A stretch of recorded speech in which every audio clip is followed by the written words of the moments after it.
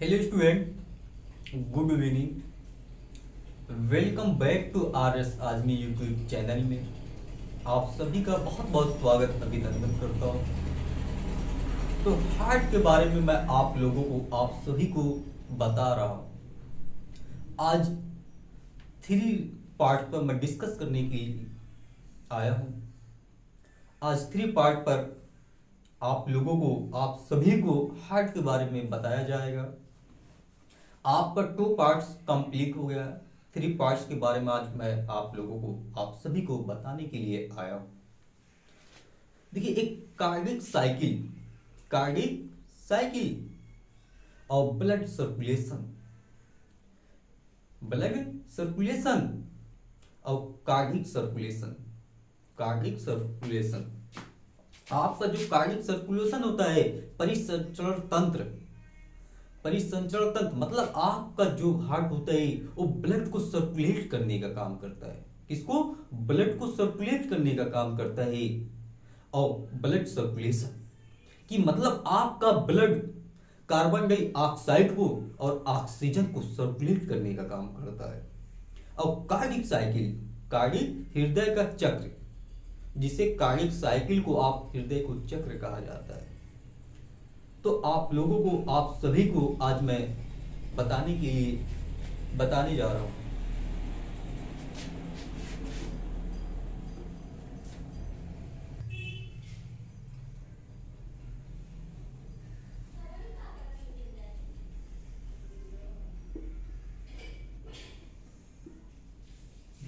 आपका हार्ट, जो ह्यूमन का हार्ट होता है, वो कौन सी लेयर से मिलकर बना होता है? आप ह्यूमन का हार्ट जो होता है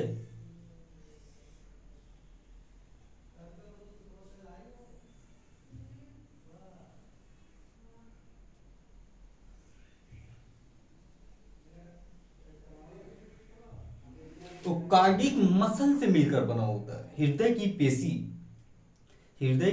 पेशी आपके हार्ट को, ह्यूमन के हार्ट को चार चैम्बर में डिवाइड कर देती है। उस लेयर को हम सेप्टम कहते हैं। एक बार सेप्टम ऐसे निकलती है, एक बार ऐसे निकलती है, जो आपके हार्ट को, ह्यूमन के हार्ट को चार चैम्बर में डिवाइड कर देती है। उसे हम सेप्टम कहते हैं। एक बार इधर से ऐसे सेप्टम आई, एक बार ऐसे आ गई।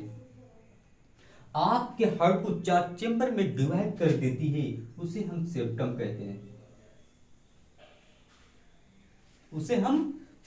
कहते हैं।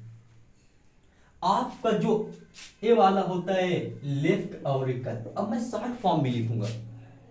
अब मैं जो आप लोगों को बता रहा हूं, अब शॉर्ट फॉर्म में लिखूंगा, शॉर्टकट में बताऊंगा, क्योंकि ये सब मैं आप सभी को टू पार्ट्स पर डिटेल से नॉलेज देता चला आया, डिटेल से बताता हुआ चला आया हूं। तो लेफ्ट ऑरिकल या एट्रियम कहते हैं, जिसे बाया अलिंद कहा जाता है। और आपका ए वाला जो चेंबर होता है वो राइट एट्रियम या राइट ऑरिकल होता है। क्या होता है? दाया अलिंद। और आपका एक क्या होता है? राइट वेंट्रिकल होता है। आपका दाया नीलय होता है। और आपका ए वाला चेंबर जो होता है वो लेफ्ट वेंट्रिकल होता है। क्या होता है? लेफ्ट वेंट्रिकल होता है, जिसे आप बाया अलिंद कहते हैं, बाया नीलय कहते हैं, बाया नीलय। आपका जो सबसे लार्जेस्ट और लॉन्गेस्ट चेंबर होता है वो आपका लेफ्ट वेंट्रिकल होता है, बाया नीलय होता है। और सब अब चारों चेंबर में से कौन से चेंबर आपके लार्जेस्ट होते हैं? आप दोनों चारों चेंबर में से आपका नीचे वाले जो चेंबर होते हैं वो सबसे लार्जेस्ट होते हैं। लेकिन इनमें से भी सबसे लार्जेस्ट और लॉन्गेस्ट जो चेंबर होता है वो आपका लेफ्ट वेंट्रिकल होता है। लेफ्ट वेंट्रिकल होता है, बाया नीलय होता है। क्या होता है? बाया नीलय होता है। और इस चेंबर से आपके राइट ऑरिकल या राउट एट्रियम से दो बहुत बड़ी बड़ी वेन जुड़ी हुई होती है, अटैच्ड होती है, कनेक्ट होती है।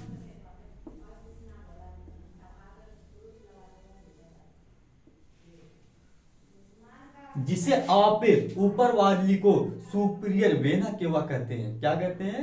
उच्चतम, हिंदी में उच्चतम वेना केवा, हिंदी में उच्चतम वेना केवा कहते हैं, और इंग्लिश में इसे superior vena cava, superior vena cava.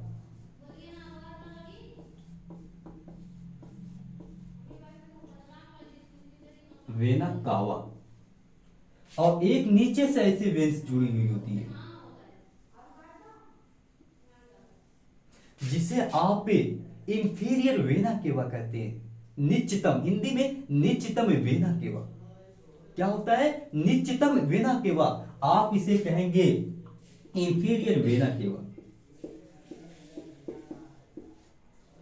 Inferior vena cava,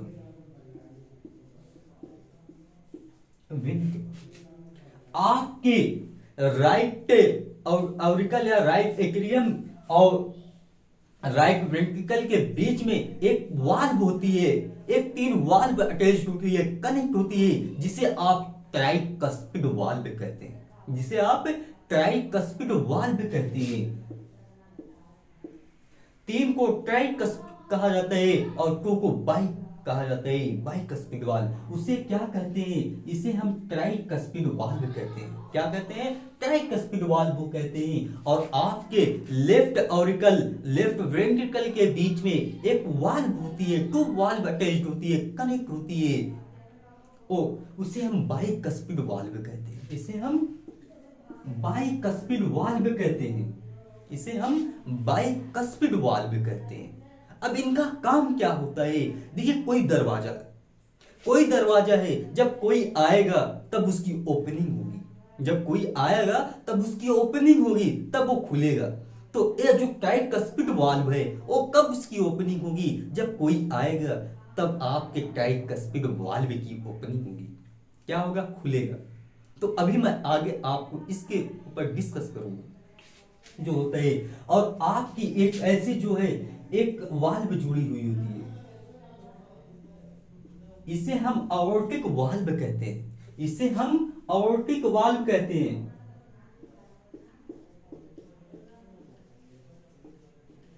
अओर्टिक valve कहते हैं, और इसे हम अओर्टा कहते हैं, इसे हम अओर्टा कहते हैं। और आपके जो है राइट वेंट्रिकल के बीच में एक हाल्फ वाल्व होती है, एक हाल्फ वाल्व होती है, जिसे आप सिमिलुनार वाल्व कहते हैं, जिसे आप सिमिलुनार वाल्व कहते हैं। आपको वो चांद के जैसी होती है, इसे हिंदी में अर्धचंद्र कपाट कहते हैं, इसे हिंदी में अर्धचंद्र कपाट कहते हैं। इसका नाम होता है सिमिलुनार वाल्व।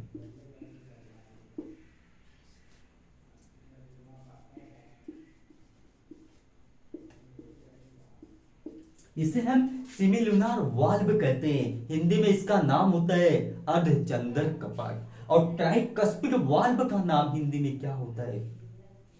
ट्राइकस्पिड वाल्व का नाम हिंदी में क्या होता है? वो ट्राइकस्पिड वाल्व होती है, जिसे त्रिकपर्दी कपाट कहा जाता है, जिसे त्रिकपर्दी कपाट कहा जाता है। और बाइकस्पिड वाल्व को हिंदी में द्विकपर्दी कपाट कहा जाता है, द्विकपर्दी कपाट कहा जाता है। और आपकी जो सुपीरियर वेना केवा होती है, इससे जो होती है आपका जो ब्लड होता है, आपकी सिमिलुनार वाल्व से, आपकी सिमिलुनार वाल्व से एक आर्टरी जुड़ी हुई होती है, एक आर्टरी जुड़ी हुई होती है, जिसे आप पल्मोनरी आर्टरी कहते हैं, फुफ्फुसी सीरा, फुफ्फुसी धमनी कहते हैं, फुफ्फुसी धमनी कहते हैं, जिसे हिंदी में फुफ्फुसी धमनी कहते हैं। पल्मोनरी आर्टरी, पल्मोनरो का मतलब होता है, पल्मोनरी का मतलब होता है लंग्स। क्या होता है? लंग्स होता है।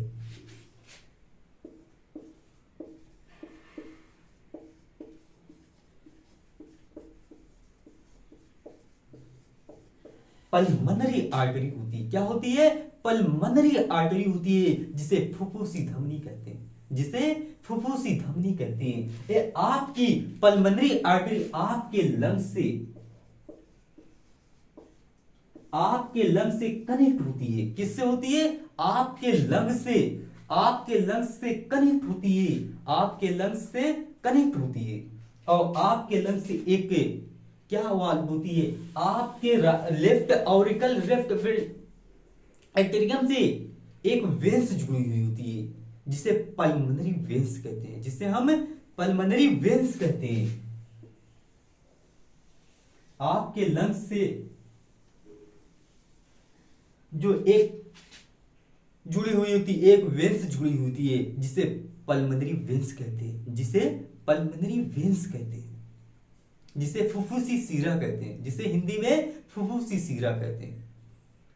अब आप जैसे आप एयर लिए, जिससे आप ब्रीथिंग किए, ऐसे ब्रीथिंग किए, आपके जितने भी आसपास के वातावरण की गैसें हैं, आपके नॉइज के थ्रू, किसके, आपके नॉइज के थ्रू, आपके जो है आपके विंड पाइप के माध्यम से, आपकी विंड पाइप ऐसे आती है, ऐसे जाके दोनों लंग्स में कनेक्ट हो जाती है, अटैच्ड हो जाती है। जो कार्बन, जो ऑक्सीजन, जो आपके वातावरण के चारों तरफ जो गैसें होती है, जो गैसें होती है, वो आपके आके ब्लड में सॉल्युबल हो जाती है। और जो आपका जो ब्लड के अंदर हीमोग्लोबिन होता है, हीमोग्लोबिन बाइंड कर लेती है आपके ऑक्सीजन गैस को। किसको कर लेती है, ऑक्सीजन गैस को एब्जॉर्ब कर लेती है। और जो आपकी और गैसें होती है, वो आपके एयर के थ्रू बाहर आउट हो जाती है। तो यही ऑक्सीजन गैस है, यही ऑक्सीजन गैस आपके ब्लड में सॉल्युबल हो जाती है, और वेल से क्या कैरी करती है, वो सारा दिन घूमते घूमते घूमते घूमते आपके हार्ट के पास आती है। क्या आती है, आपके हार्ट के पास आती है, आपके हार्ट के पास आती है, आपके सेल्स के पास आती है। क्या होती है, आपके सेल्स के पास आती है। आपके सेल्स के पास क्या होती है, आपके सेल्स के पास ग्लूकोज होता है, C6H12O6 ग्लूकोज होता है। अब ग्लूकोज कैसे मिलता है, तो ग्लूकोज जो कंपाउंड हम खाते हैं, जो फैट हम खाते हैं, जो प्रोटीन हम खाते हैं, उसी से हमें ग्लूकोज प्रोवाइड होता है। क्या मिलता है, ग्लूकोज मिलता है। देखिए, कोई भी काम करने के लिए, कोई भी वर्क करने के लिए, हमें बोलने के लिए किसकी एनर्जी जरूरत होती है, किसे हम एनर्जी की जरूरत होती है। अगर हमें एनर्जी प्रोवाइड नहीं होगी तो हम कोई भी कार्य नहीं कर पाएंगे, कोई भी वर्क नहीं कर पाएंगे। तो हमारे सेल्स की जो बेसिक यूनिट होती है, हमारी जो ऑर्गन की जो लाइफ बेसिक यूनिट होती है, वो सेल होती है। तो हमारे सेल के पास क्या होता है, ग्लूकोज होता है। तो ऑक्सीजन गैसें आती है, ऑक्सीजन गैसें आती है, ग्लूकोज का ब्रेक डाउन करती है। क्या करती है, ग्लूकोज को तोड़ती है। तो आपकी कार्बन डाइऑक्साइड का, carbon dioxide plus H2O, plus H2O का निर्माण होता है, प्लस ATP, प्लस ATP। देखिए, कार्बन डाइऑक्साइड जो होता है वो हमारे बॉडी में उसकी कोई रिक्वायरमेंट नहीं होती है, और हमारी सेल्स जो होती है वाटर को और ATP को उसे काम में ले लेती है। क्योंकि हमें कोई भी काम करने के लिए किसकी जरूरत होती है, एनर्जी की जरूरत होती है। जब यही गैस, यही कार्बन डाइऑक्साइड जो होती है उस ब्लड के अंदर सॉल्युबल हो जाती है, ब्लड के अंदर सॉल्युबल हो जाती है, घुल जाती है। अब इम्प्योर ब्लड, जिस ब्लड में कार्बन डाइऑक्साइड का अमाउंट अधिक होता है, जिस ब्लड में कार्बन डाइऑक्साइड का अमाउंट अधिक होता है, उसे हम डीऑक्सीजनेटेड ब्लड कहते हैं, उसे हम डीऑक्सीजनेटेड ब्लड कहते हैं। अब इम्प्योर ब्लड को कौन कैरी करती है, तो हमारी सेल्स से बहुत सारी वेन्स जुड़ी हुई होती है, अटैच्ड होती है, जो हमारे इम्प्योर ब्लड को कैरी करती है। और इम्प्योर ब्लड को कैरी करती है, इम्प्योर ब्लड उसके अंदर सारा दिन घूमते घूमते घूमते घूमते हमारे हार्ट के पास आता है। अगर देखिए, सुपीरियर वेना केवा और इंफीरियर वेना केवा, चेस्ट के, आपके चेस्ट के, ह्यूमन के चेस्ट के किसी ऊपरी पार्ट से, किसी ऊपरी पार्ट से आपका ब्लड आता है, तो सुपीरियर वेना केवा पहले आएगा। सुपीरियर वेना केवा में अगर चेस्ट के किसी निचतम पार्ट से आपका इंप्योर ब्लड आएगा, तो किस वेना केवा में आएगा, तो आपके इंफीरियर वेना केवा में आएगा। किसमें आएगा, इंफीरियर वेना केवा में आएगा। तो देखिए, जो आपका, आप कहते हैं कि हमारा हार्ट धड़कता है, हार्ट बीट कैसे होता है। तो आपका जो हार्ट होता है वो पंपिंग ऑर्गन है। Heart is a pumping organ. आपका हार्ट पंप करता है, ऐसे कंट्रैक्ट करता है, एक प्रेशर करता है, ऐसे कंट्रैक्ट करता है, ऐसे सिकुड़ता है, ऐसे रिलैक्स करता है, ऐसे सिकुड़ता है, ऐसे रिलैक्स आपका हार्ट करता है।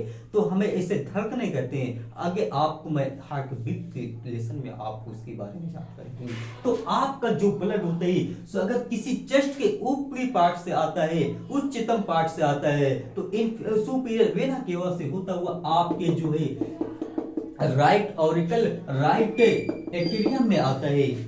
जब उसकी कोई कैपेसिटी होती है, उसकी कोई क्षमता होती है, जब वो फूल हो जाता है, तो ऐसे आपका जो हार्ट होता है ऐसे फूलता है, ऐसे कंट्रैक्ट करता है। एक प्रेशर, एक दबाव के कारण आपके ट्राइकस्पिड वाल्व की ओपनिंग हो जाती है। किसकी हो जाती है? ट्राइकस्पिड वाल्व की ओपनिंग हो जाती है। मैं आपसे अभी अभी बोला हूं, कोई दरवाजा है, जब कोई आएगा तब खुलेगा। तो ऐसे जब ब्लड आता है, एक कंट्रैक्ट करता है, आपका हार्ट ऐसे पंप करता है, एक प्रेशर, एक दबाव के कारण आपके ट्राइकस्पिड वाल्व की ओपनिंग हो जाती है और आपका ब्लड आपके राइट वेंट्रिकल में आने लगता है। किसमें आने लगता है? राइट वेंट्रिकल में आने लगता है। और कौन सा ब्लड? आपके ब्लड की डायरेक्शन अपवर्ड या डाउनवर्ड है। आपके ब्लड की जो डायरेक्शन होती है वो डाउनवर्ड होती है, अपवर्ड नहीं होती है। स्टूडेंट, आपके ब्लड की डायरेक्शन जो होती है वो डाउनवर्ड होती है। तो आपका ब्लड जो होता है आपके राइट वेंट्रिकल में आने लगता है। जब राइट वेंट्रिकल फुल हो जाता है, उसकी कैपेसिटी जो होती है फुल हो जाता है, तो ऐसे आपका हार्ट ऐसे कंट्रैक्ट करता है। कंट्रैक्ट, एक प्रेशर, एक दबाव के कारण आपके सेमिल्यूनर वाल्व की ओपनिंग हो जाती है। आपके सेमिल्यूनर वाल्व की ओपनिंग हो जाती है, खुल जाती है। तो आपका इम्प्योर ब्लड जो होता है कौन सी आर्टरी कैरी करती है? इम्प्योर ब्लड को कौन सी आर्टरी कैरी करती है? तो आपके इम्प्योर ब्लड को, ह्यूमन के बॉडी के अंदर इम्प्योर ब्लड को आपकी पल्मोनरी आर्टरी कैरी करती है। तो पल्मोनरी आर्टरी में आपका इम्प्योर ब्लड आ जाता है। किसमें आ जाता है? पल्मोनरी आर्टरी में आ जाता है। तो आपका पल्मोनरी आर्टरी से आपके लंग्स तक जाता है। तो लंग्स क्या करता है?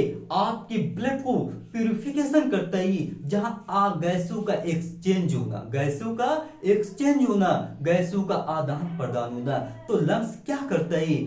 कार्बन डाइऑक्साइड को इम्प्योर ब्लड में किस गैस का अमाउंट अधिक होता है? कार्बन डाइऑक्साइड का अमाउंट अधिक होता है। उसमें कार्बन डाइऑक्साइड को आउट करता है और ऑक्सीजन को इन करता है। ऑक्सीजन को इन करता है। जितना भी ब्लड हमारे हार्ट के पास आता है, अब लंग्स का दायित्व, कर्तव्य बनता है, उसका दायित्व बनता है, जितना भी लंग्स से हमारा ब्लड आया है उतना उसको ट्रांसफर कर दे, उसे उसको इतना दे दे। तो आपके लंग्स से पल्मोनरी वेन से जुड़ी हुई होती है। एक पल्मोनरी सीरा होती है, फुफ्फुसी सीरा जिसे कहते हैं, जिसे हिंदी में स्टूडेंट फुफ्फुसी सीरा कहते हैं। क्या कहते हैं? फुफ्फुसी सीरा कहते हैं। तो आपका ब्लड अब कैसा हो गया? ऑक्सीजनेटेड हो गया। कैसा हो गया? ऑक्सीजनेटेड हो गया। आपके ब्लड में ऑक्सीजन का अमाउंट अधिक हो गया, एक्सेज अमाउंट में हो गया। उस ब्लड को हम ऑक्सीजनेटेड ब्लड कहते हैं। तो आपका ब्लड जो होता है ऑक्सीजनेटेड हो गया, तो पल्मोनरी वेन्स में ऐसे सर्कुलेट होते होते आपका ब्लड जो आ गया आपके लेफ्ट ऑरिकल या लेफ्ट एट्रियम में आ गया, जिसे आप बायां अलिंद कहते हैं, जिसे आप बायां अलिंद कहते हैं। तो बाएं अलिंद में आपका ब्लड आ गया। क्या आ गया? आपका ब्लड जो प्योर ब्लड है वो आपके लेफ्ट एट्रियम या लेफ्ट ऑरिकल कहते हैं, उसे हम बायां अलिंद कहते हैं। बायां अलिंद में इम्प्योर ब्लड आ गया। जब इसकी कैपेसिटी होती है, जब वो चेंबर फुल हो जाता है, आपका हार्ट ऐसे कंट्रैक्ट करता है, ऐसे पंप करता है, एक बार ऐसे सिकुड़ता है, एक बार ऐसे रिलैक्स करता है। तो एक बाइकस्पिड वाल्व पर प्रेशर, एक दबाव के कारण इसकी ओपनिंग हो जाती है। तो आपका प्योर ब्लड आपके लेफ्ट वेंट्रिकल में आ जाता है, बायां नीला में आ जाता है। तो बायां नीला जब एक फूल हो जाता है, उसकी कैपेसिटी होती है, उसकी क्षमता होती है स्टोर करने की, जब वो फूल हो जाता है तो आपका हार्ट ऐसे कंक्रीट करता है, एक प्रेशर, एक दबाव के कारण आपके लेफ्ट वेंट्रिकल की ओपनिंग हो जाती है। इससे फिर क्या, आपके जो है लेफ्ट जो होता है ऑर्टिक वाल्व की ओपनिंग हो जाती है।